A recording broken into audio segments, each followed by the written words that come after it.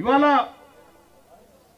Majority ప్రజలైనటువంటి బీసీలు తమ కోసం, తమ వర్గాల కోసం, తమ అస్తిత్వం కోసం, తమ ఆత్మగౌరవం, తమ వాటా కోసం ఒక రాజకీయ పార్టీగా ఆవిర్భవిస్తున్నటువంటి క్రమంలో ఈ తాజ్ కృష్ణ హోటల్ బయట ఒక్క ఫ్లెక్స్ అన్న ఉందా?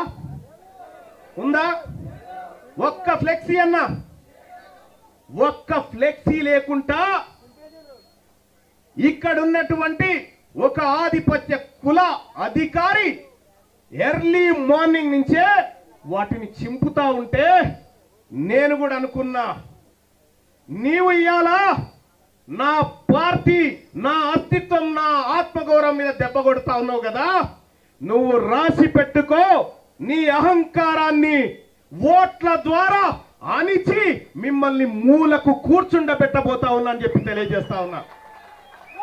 చివరి క్షణం వరకు ఈ హాలును క్యాన్సల్ చేస్తున్నామని పొద్దున 10 గంటల వరకు ఈ హాలును ఇవ్వొద్దని అనేక రకాల ఒత్తిళ్లు ఉన్నాయి సార్ అని చెప్తా ఉన్నారు.